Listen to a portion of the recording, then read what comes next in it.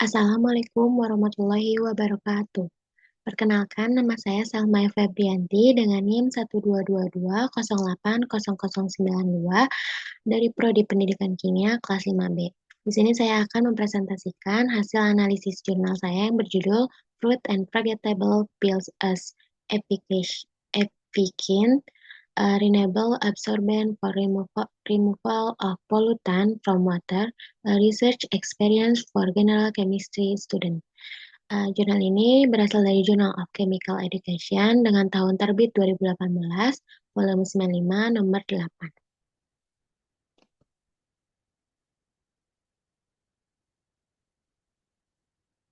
Yaitu air bersih dan aman menjadi semakin terbatas, dan pencemaran ini merupakan salah satu penyebab utama.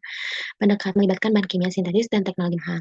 Yang ini berusaha untuk membutuhkan sehingga juga dapatan, mengurangi bumi hijau dan berkelanjutan. Ini sebelumnya belum ada penelitian yang secara spesifik menggunakan kulit buah dalam eksperimen laboratorium untuk tujuan penghilangan polutan dari air pada skala mahasiswa sarjana. Proyek ini memberikan pengalaman praktis bagi mahasiswa kimia dalam menerapkan teknologi spektroskopi dan hukum BIR, sembari memperkenalkan mereka pada isu berkelanjutan dan pencemaran lingkungan. Mahasiswa terlibat dalam penelitian orisinil dengan merancang hipotesis, eksperimen, hingga analisis data yang memperkarya kurikulum dengan praktik berorientasi dunia nyata. Kemudian, masalah penelitian ini ada dua, yaitu apakah kulit buah dan sayuran dapat digunakan sebagai adsorben efektif untuk menghilangkan logam berat dan zat pewarna dari air tercemar. Lalu ada bagaimana kapasitas adsorpsi dan persentase penghilang polutan oleh kulit buah dan sayuran dibandingkan dengan metode pemurnian air yang lain. Nah, tujuan penelitian ini yaitu kulit buah ada dua, untuk mengevaluasi efektivitas berbagai jenis kulit buah dan sayuran dalam mengabsorpsi polutan dari air, juga memberikan pengalaman praktis dalam penerapan kimia lingkungan, pemurnian air, serta pendekatan berkelanjutan bagi mahasiswa. Nah, apapun hipotesisnya itu kulit buah dan sayuran memiliki kapasitas absorpsi yang signifikan untuk menghilangkan polutan seperti logam erat, misalnya Pb2+, dan zat pewarna misalnya metilen biru dari air, sehingga dapat berfungsi sebagai absorben murah dan terbarukan. Untuk metode penelitiannya, jenis metode penelitian yang dipakai itu penelitian ini menggunakan metode eksperimen laboratorium berbasis proyek, di mana mahasiswa bekerja secara langsung dalam melakukan eksperimen. Kemudian proyek ini berlangsung selama seminggu, dibagi menjadi periode persiapan, kemudian pelaksanaan, analisis data, dan presentasi hasil dalam bentuk poster. Kemudian subjek penelitiannya itu yaitu kulit buah dan sayuran yang digunakan sebagai absorben, termasuk alpukat, jeruk, pisang, dan nanas. Kemudian siswa melakukan eksperimen secara berkelompok untuk menguji efektivitas setiap jenis kulit buah dalam menghilangkan polutan dari air. Kemudian variabel penelitian ini yaitu variabel independen, jenis kulit buah atau sayuran yang digunakan misalnya kulit alpukat, kulit jeruk, kulit pisang. Variabel dependennya efektivitas absorpsi yang diukur dari kapasitas absorpsi dan persentase penghilang polutan dari air. Kemudian variabel kontrolnya kondisi eksperimen seperti waktu kontak, suhu, pH, dan konsentrasi awal polutan. Untuk instrumen penelitiannya, di sini UV-Vis menggunakan spektrofotometri untuk memeriksa konsentrasi zat pewarna yang tersisa dalam air setelah proses absorpsi. Spektrofotometri serapan atom atau EE digunakan untuk menentukan konsentrasi logam berat, misalnya Pb12 yang tersisa dalam larutan. Kemudian teknik pengumpulan datanya itu pertama sampel air yang telah diberi kulit buah dan sayuran dikocok pada suhu tertentu. Kemudian setelah proses absorpsi, sampel diambil dan konsentrasi polutan yang tersisa dalam air diukur menggunakan spektrofotometri.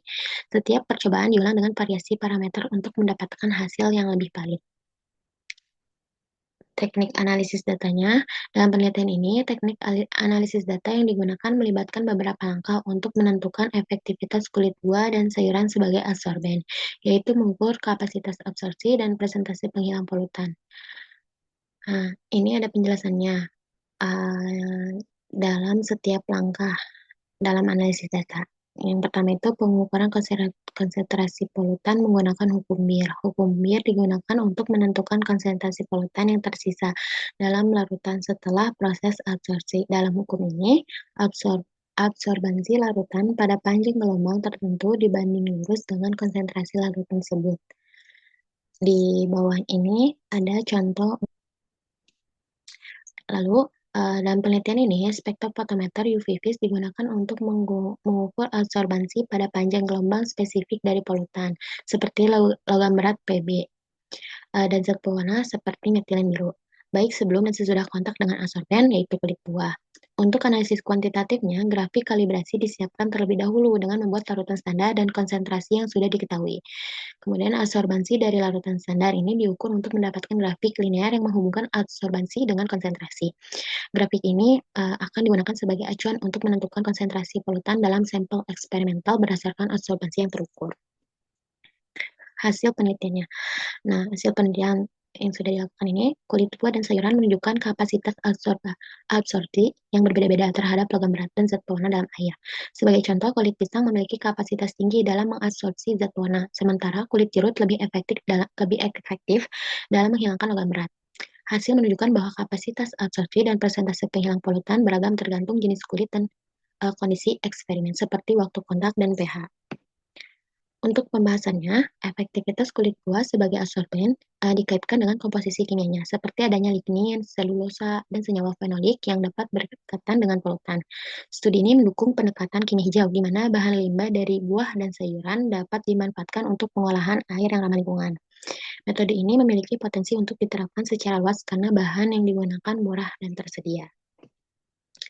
Baik, cairan dapat berfungsi sebagai absorben terbarukan yang efisien untuk menghilangkan polutan seperti logam berat dan zat pewarna dari air. Metode ini efektif dan sesuai dengan prinsip keberlanjutan karena memanfaatkan biomasa yang mudah diperoleh dan ramah lingkungan. Kulit buah sebagai solusi alternatif pemurnian air, terutama untuk daerah yang membutuhkan metode murah dan mudah diterapkan. Selain pemurnian air, pendekatan ini juga dapat mengurangi limbah organik dari industri makanan. Pandangan pribadi, penelitian ini menarik dan relevan karena memberikan pendekatan praktis dan terjangkau untuk mengatasi masalah pencemaran air.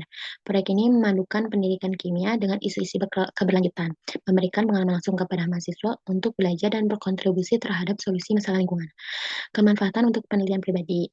Nah, penelitian ini dapat menjadi acuan untuk studi lebih lanjut dalam mengembangkan absorben berbasis biomasa dari bahan limbah organik lainnya, seperti kulit kacang atau ampas kelapa. Hasil penelitian dapat membantu dalam perancangan eksperimen sederhana dengan biaya rendah untuk pemurnian air skala rumah tangga. Kemudian tindak lanjutnya, melakukan eksperimen lanjutan dengan menggunakan biomasa lokal lainnya yang tersedia di sekitar kita dan meneliti parameter tambahan seperti suhu, waktu kontak lebih lama untuk mengetahui pengaruhnya terhadap kapasitas absorpsi biomasa.